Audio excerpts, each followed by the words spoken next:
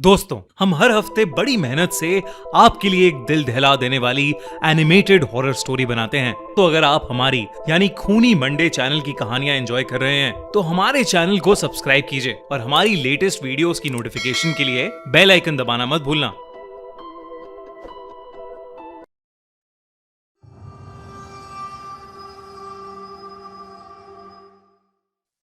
छब्बीस साल की रूपा कोलकाता के एक पुराने हेरिटेज होटल में एक हाउसकीपिंग स्टाफ की नौकरी कर रही थी।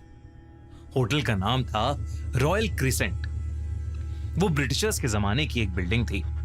लंबे अंधेरे कॉरिडोर्स, पुरानी लकड़ियों की सीढ़ियां और दीवारें जिन पर बड़ी बड़ी पेंटिंग्स टंगी थीं। रूपा को वहां नौकरी करते हुए कुछ ही दिन गुजरे थे, पर एक रात कुछ ऐसा हुआ जिसने उसकी पूरी जिंदगी बदल कर रख दी। एक रात वो अपनी हाउसकीपिंग ड्यूटी कर रही थी जब उसे सेकंड फ्लोर के एक हनीमून स्वीट में से किसी के कुछ घसीटने की आवाज आई। वो आवाज बहुत अजीब थी, तो रूपा ने उस कमरे के पास जाकर उसके दरवाजे पर एक नॉक किया। किसी ने दरवाजा नहीं खोला तो रूपा ने बोला, hello sir, anybody there? Room service. फिर भी किसी ने दरवाजा नहीं खोला। होटल रिकॉर्ड्स के अकॉर्डिंग उस रूम में कोई गेस्ट नहीं रुका था, इसलिए रूपा ने अपना कार्ड स्वाइप किया और दरवाजा खोलकर वो रूम के अंदर चली गई। पर जैसे ही वो हनीमून स्वीट के उस बेडरूम में घुसी, उसकी जान ही निकल गई, क्योंकि बेडरूम के बीचों बीच हवा में एक लाश लटक रही थी। उसके दोनों हाथ और पैर बेड के चारों कोने से बंधे हुए थे। पर सबसे अजीब बात ये थी कि उस बॉडी का सर नहीं था, गर्दन के नीचे से कटा हुआ सर। खून जमीन पर टपक रहा था। उस लाश का शरीर धीरे धीरे हवा में हिल रहा था, जैसे कोई अधूरा पेंडुलम। ये देखकर रूपा की चीख निकल गई। वो भागती हुई कॉरिडोर में आई और चीखती हुई उसने पूरे होटल स्टाफ को बुलाया और फिर फौरन पुलिस को बुलाया गया। दोस्तों, Z5 की नई सीरीज ब्राउन में भी एग्जैक्टली ऐसा ही हो रहा है। मल्टीपल मर्डर्स जिसमें विक्टिम का सर कटा होता है। क्या मिस्ट्री है ये? कोई क्राइम, कोई हॉरर स्टोरी या कोई ब्लैक मैजिक रिचुअल है? क्यों हो रही हैं ये किलिंग्स? जानने के लिए देखिए ये amazing suspense thriller brown, only on Z5। Police ने जो देखा उसे देखकर उनका भी दिल दहल गया था। उन्होंने इस केस से जुड़ी अपनी इन्वेस्टिगेशन शुरू कर दी थी, लेकिन वहीं रूपा इस घटना के बाद बहुत डिस्टर्ब्ड रहने लगी। उसके साथ अजीबोगरीब चीजें होना शुरू हो गया। सबसे पहली घटना उसी रात हुई। रूपा अपने स्टाफ क्वार्टर्स में सो रही थी जब अचानक रात के 3 बजे उसकी आंख खुल गई। उसे लगा कि जैसे उसके कमरे के बाहर कॉरिडोर में कोई कुछ घसीट रहा हो। बिल्कुल वैसी ही आवाज जो उसने हनीमून स्वीट के बाहर सुनी थी। पहले तो उसने उसे इग्नोर करने की कोशिश की, लेकिन आवाज धीरे धीरे उसके दरवाजे के पास आकर रुकी। फिर 3 जोर की नॉक्स हुई। ठक ठक ठक। रूपा का गला सूख गया। उसने हिम्मत करके दरवाजे के नीचे वाले गैप की तरफ देखा और उसकी सांसें रुक गईं। दरवाजे के बाहर किसी के पैर नजर आ रहे थे, लेकिन वो उल्टे थे, जैसे कोई इंसान पीछे की तरफ देख रहा हो। रूपा चीखना चाहती थी, लेकिन उसकी आवाज ही नहीं निकली। कुछ देर बाद वो पैर धीरे धीरे कॉरिडोर के अंधेरे में घसीटते हुए गायब हो गए। अगली सुबह उसने होटल मैनेजमेंट को सब बताया, लेकिन किसी ने उसकी बात को सीरियसली नहीं लिया। सबको लगा कि रूपा उस इंसिडेंट की वजह से बहुत शॉक्ड है और कुछ दिन में ठीक हो जाएगी। लेकिन चीजें ठीक नहीं हुई, और भी ज्यादा खतरनाक होती गईं। 2 दिन बाद होटल के पुराने स्टोरेज रूम की सफाई करते वक्त रूपा को एक लकड़ी का पुराना बॉक्स मिला। बॉक्स पर अजीब सिंबल्स बने हुए थे। बीच में एक गोला था, उसके अंदर एक आंख और उसके चारों तरफ हाथों के निशान। रूपा से रहा नहीं गया और उसने वो पुराना बॉक्स खोला। अंदर कुछ ब्लैक एंड व्हाइट फोटोग्राफ्स थी। ऐसा लग रहा था कि वो किसी बहुत पुराने टाइम की फोटोज हैं। एक फोटो को देखकर रूपा के रोंगटे खड़े हो गए। फोटो में कुछ लोग काले कपड़ों में खड़े थे। उनके चेहरे पर अजीब मास्क थे और उनके बीच में एक औरत हवा में लटकी हुई थी। उसके हाथ और पैर रस्सी से बंधे हुए थे और उसका सर था ही नहीं। फोटो के पीछे एक शब्द लिखा हुआ था, अर्पण यानी सैक्रिफाइस। रूपा ने डर के मारे पुलिस को सब कुछ बता दिया और पुलिस को वो फोटो भी दे दी। इन्वेस्टिगेशन में सिर्फ एक अजीब बात सामने आई।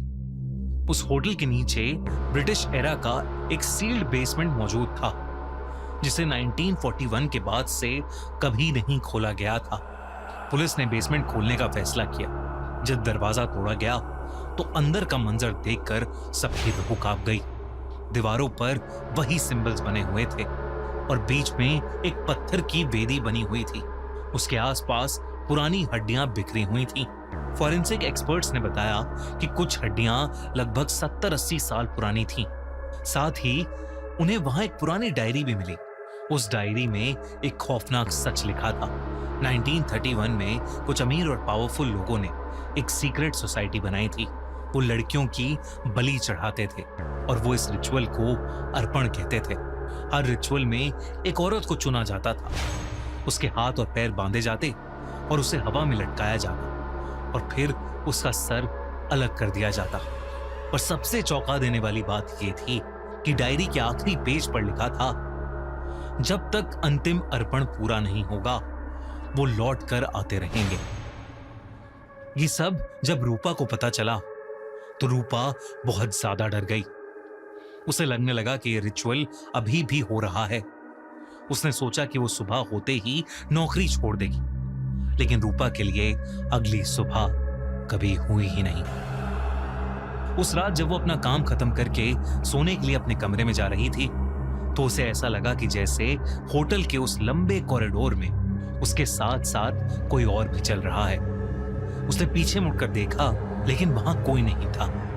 पर जैसे ही उसने अपने कमरे का दरवाजा खोला तो उसे अंदर 5 लोग दिखाई दिए जिन्होंने बिल्कुल वैसे ही काले कपड़े और काले मास्क पहने थे जो उसने फोटोज में देखे थे। उनमें से हर एक के हाथ में एक कटा हुआ औरत का सर था जो सड़ चुका था। जैसे ही रूपा ने वो सब देखा उसकी चीख निकल गई और वो रूम से बाहर भागी। वो मदद के लिए चीख रही थी लेकिन ऐसा लग रहा था कि जैसे वो पूरे होटल में अकेली हो।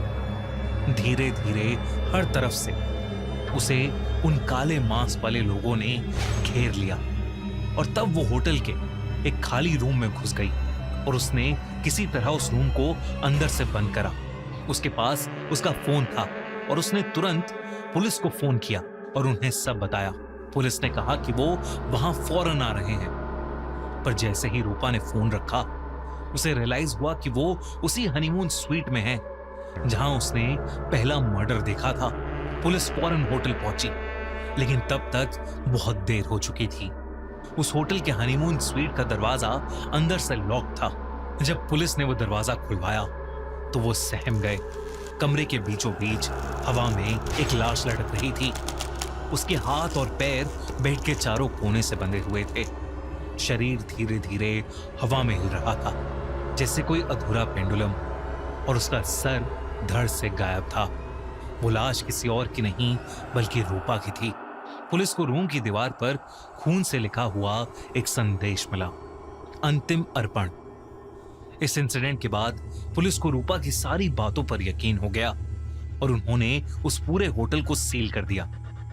पुलिस को उस कल्ट रिचुअल के बारे में कोई और ठोस सबूत नहीं मिला तो कुछ दिन के बाद वो होटल एक दूसरे नाम से फिर खुल गया। लेकिन वहां के लोग आज भी ये कहते हैं कि उस होटल के अंदर एक सरकटी औरत की आत्मा भटकती है।